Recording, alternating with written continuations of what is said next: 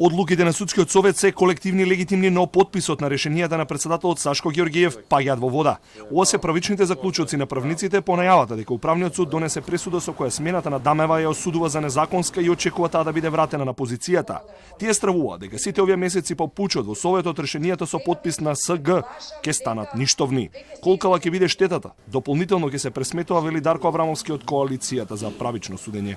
Токму затоа реков дека би било многу добро да се види таа одлука, затоа што тоа меѓу другото го доведува прашање и сето постапување на судскиот совет во изминатиот период, односно имаме ситуација кога практично нелегитимен председател ги подпишува одлуките на совет. Така што допрва ќе треба да видиме какви се последици ќе има тоа во праксата, меѓутоа мора да се земе предвид и не само онаа правната штета која што се предизвикува, туку и целосното губење на доверба во судскиот совет како заштитник на судската независност. Образложението и насоките од пресудата се уште се енигма, барем додека курирот не ми ја достави на сите странки. Дамева за Телма вели дека таа во тужбата навела дека советот донел решение за нејзина смена, а затоа немал законска основа, бидејќи во Законот за судски совет не е пропишано разрешување од позицијата председател, освен ако самиот не даде оставка и не му истече мандатот. Таа е уверена дека управен во целост ги прифатила овие наводи во тужбата. Судскиот совет е воздржан од коментар, немаат право на жалба и ќе ја почитуваат одлуката, но засега е нејасно кој ќе биде председател со највисокото судско тело. Судскиот совет се уште не ја добил пресудата и за неа разбра од медиумите. Откако ќе ја добие, ќе ја разгледа и потоа ќе биде ставена на седница. Во зависност од тоа што ќе содржи во неа, ќе се постапи по упатствата на управниот суд во законскиот рок. На пресудата нема право на жалба.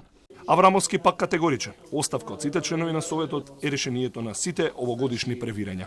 Барање за оставки од членовите на советот, затоа што да поднесе оставки на самиот почеток, цело ова чекање до сега и целиот овој вакуум период практично ќе беше искористен конструктивно. Меѓутоа, ние се уште некако дебатираме за тоа што се случи и не сакаме да ја согледаме вистинската штета која што е причини судскиот совет за ваквото постапување. Одлуката за разрешување беше донесена на иницијатива на тогашниот потпредседател Селим Адеми, а во таборот што го поддржи гласаше за е актуелниот председател на советот Сашко Ѓоргиев.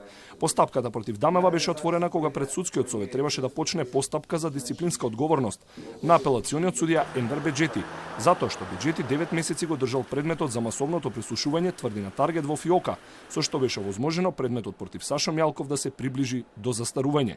Беџети заработи парична казна и задршка од платата, но доколку одлуката на управен ги поништи подписите на Ѓоргиев, Беџети ќе може да се ги бара одбитоците назад. Дамев тогаш обвинуваше дека постапката против неа е политички мотивирана и незаконска. Поради овие превирања, ЕУ испрати оценска мисија која неодамна го заврши извештајот со 40 препораки за реформирање на судскиот совет.